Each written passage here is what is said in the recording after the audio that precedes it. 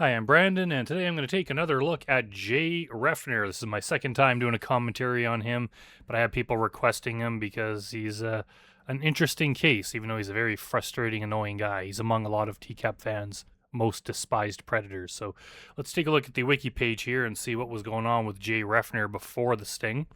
It says, before the sting operation, J. Wendell Reffner was a 30-year-old man who was married and worked as a network systems manager at the University of Findlay since 1996. On March 25, 2006, Reffner initiated contact with a person he believed to be a young girl, but who was actually a decoy from perverted justice named Lady Baltimore. Lady Baltimore. It sounds like a superhero name or something. Reffner lied about his identity and said his name was Jim. Reffner wasted no time in inquiring if the decoy was home alone and even offered to be her babysitter. Yeah, that's not creepy. Disturbingly, he asked about her preferences regarding inappropriate activities. I have to be careful what I read here so I don't get in trouble from YouTube. And he suggested that she might enjoy them more if she engaged in them more frequently. And the decoy shared more details about her past relationships. Reffner suggested that he could come over and fulfill the role of her protector. Okay, if you see Jay Reffner, he's not protecting anyone. Jay Reffner would run at the first sign of trouble, which we'll see him do in the very segment that's coming up. Following that, Reffner's conversation took an even more disturbing turn. He inquired about a whole bunch of basically her history and told her all the stuff he wanted to do. He probed her about what exactly she's done. And these has said a lot of really disgusting things that I can't say here. He asked if she was using any birth control. And surprisingly, after this, Reffner contacted another perverted justice decoy, who was portraying another young girl using the screen name Bush Sucks Girl. Initially, this person acted disinterested and resorted to insulting Reffner, causing him to exit the chat.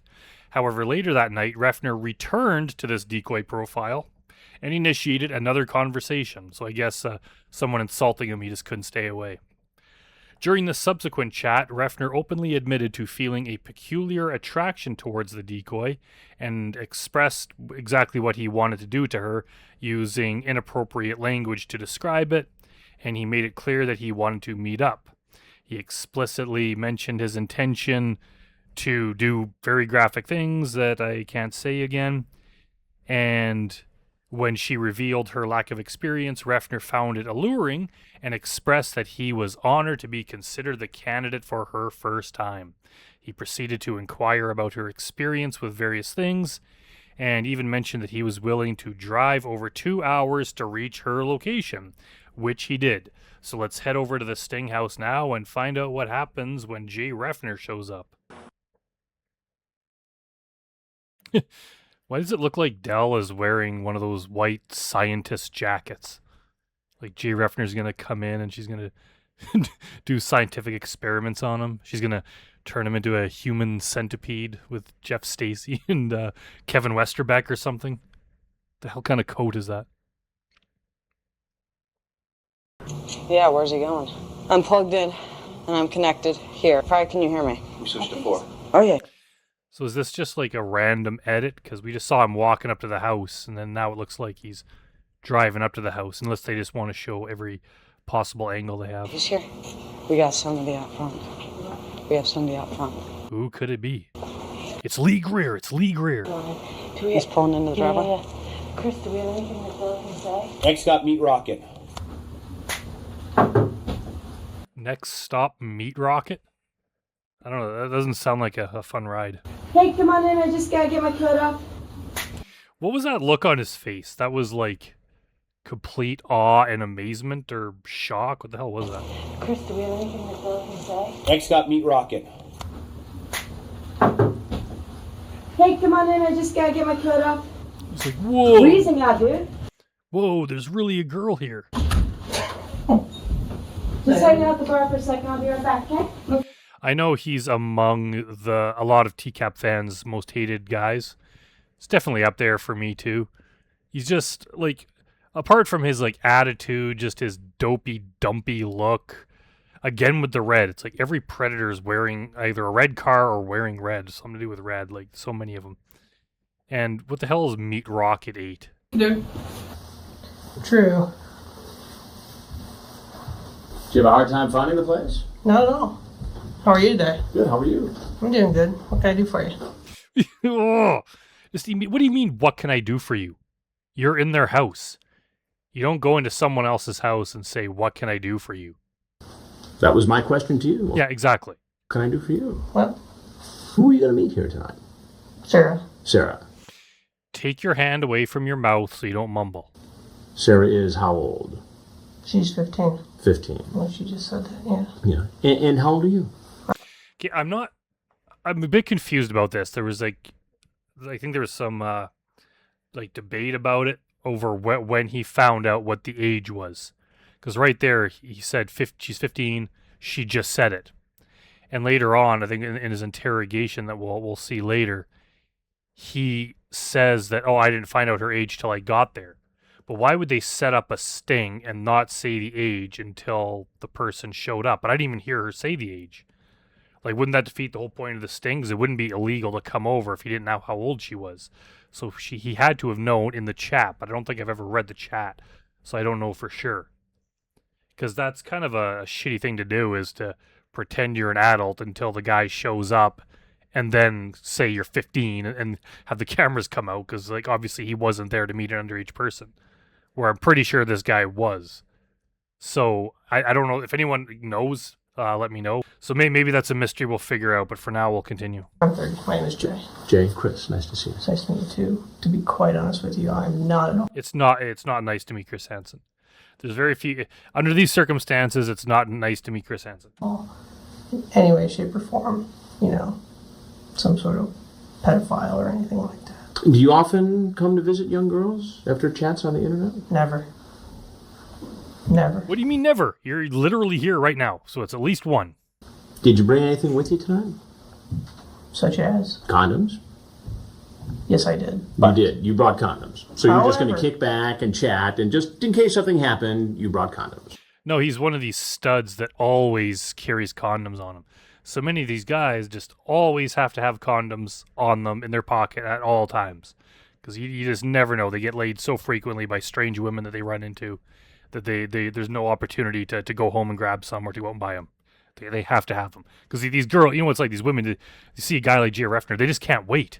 It's like now or never. So you got to be quick with those condoms. Shut the fuck up, Jay Reffner. Yeah.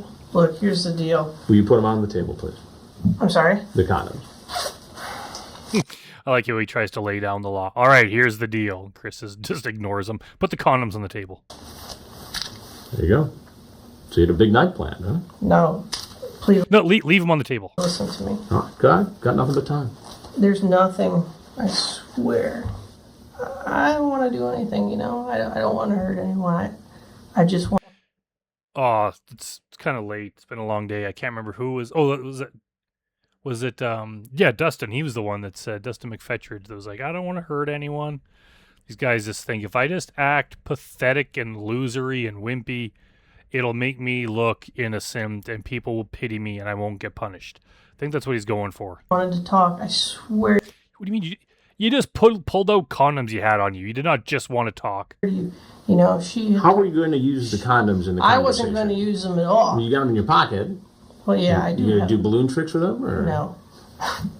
Well, come on. I mean, I am... there's only one reason, typically, that people bring condoms to a home.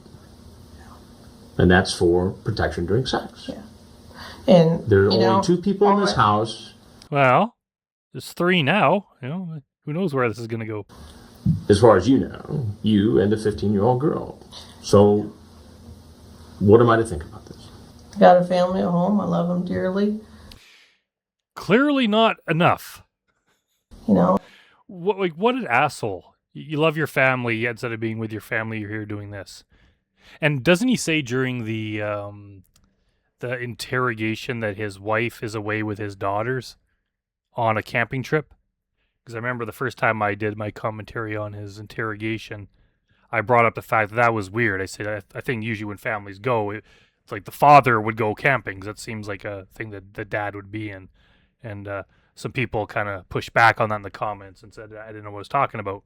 But I stand by it. I think it'd be normal if the family's going camping, that it'd be like the dad going with them, or the mom and the dad, not just the mom, while the dad stays home and chats up minors online to go to their house. I don't think that's a very common thing. So I don't know. I think Jay Reffner's a scumbag that was just waiting for his wife to leave. He's probably like, yeah, take the girls, just go out, have fun, go with the kids away for the weekend, leave me alone, don't worry, I'll find something to do. Meanwhile, he was just planning on doing this, then he claims that he loves his family. You have kids? Yes. How old are your kids? I have one daughter and two stepsons from my wife's previous marriage.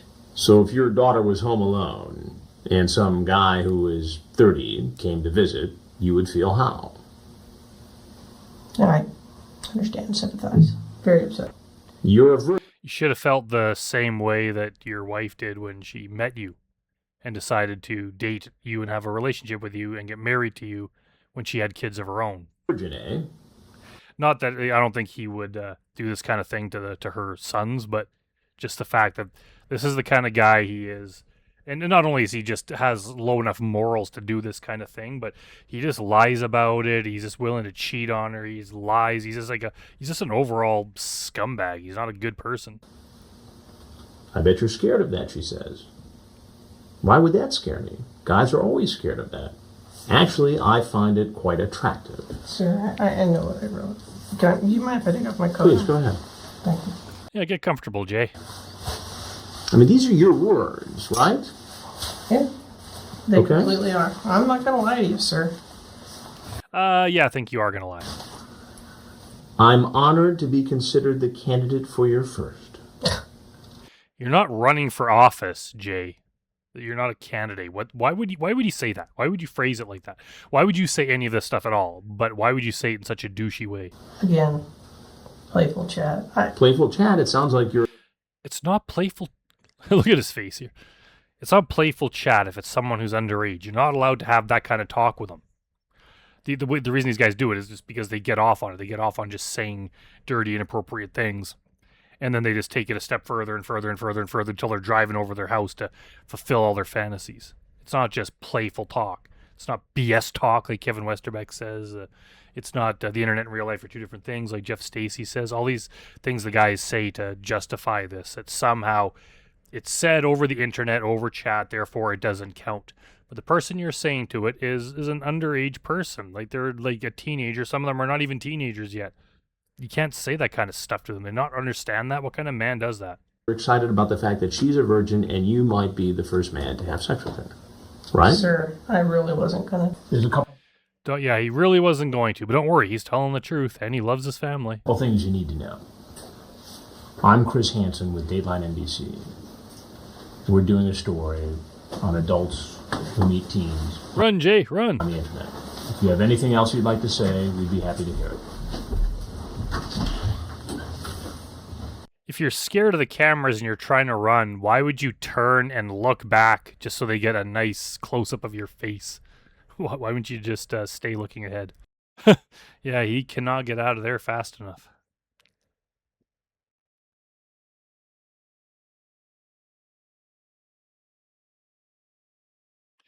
I wish they had sound here. I want to hear them yelling for him.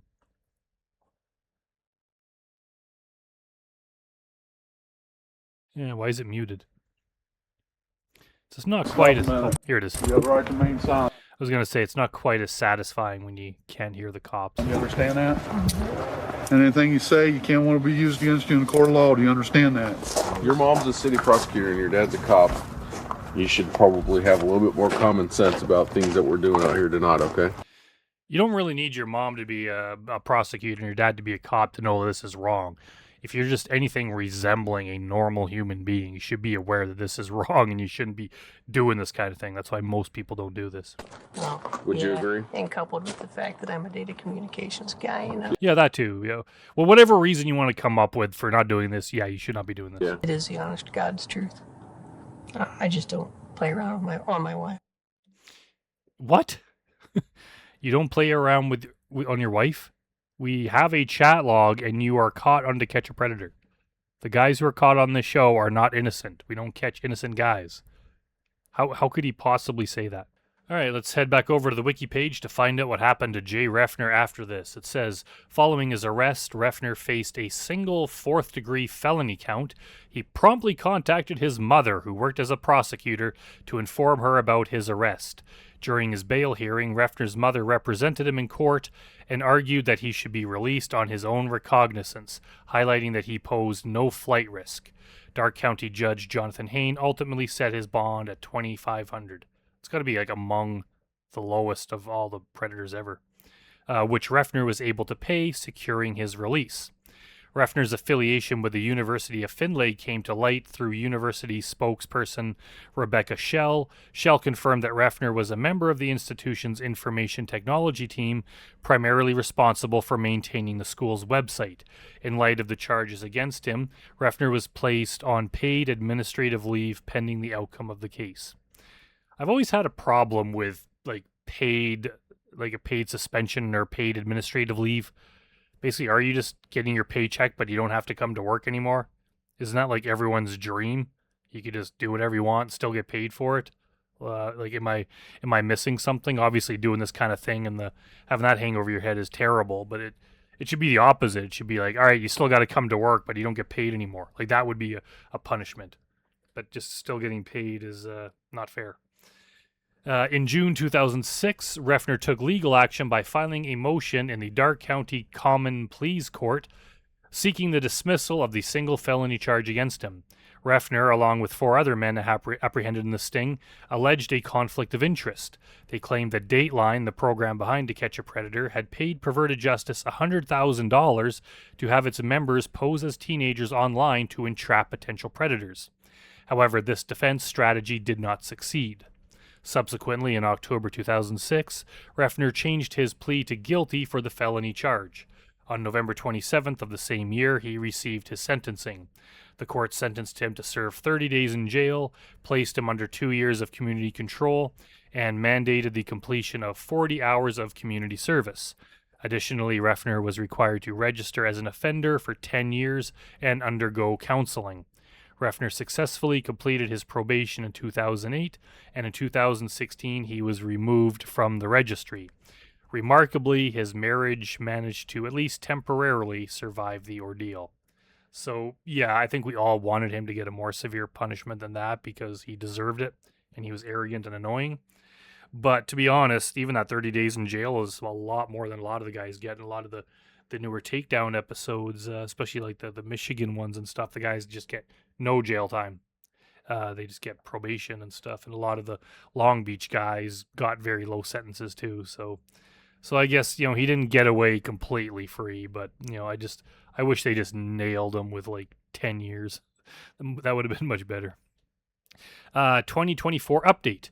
On May 9th, 2024, the Skip Tracer revealed that Reffner had been engaged to a woman named Katie. According to the page that included various pictures of them on vacation and a wish list for wedding presents, including a relatively cheap pizza cutter for $18. It's an odd detail to put in.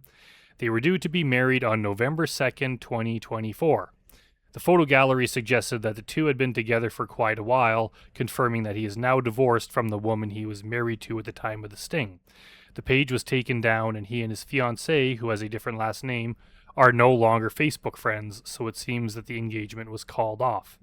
Maybe she finally came to her senses and realized that she was going to get married to Jay Reffner.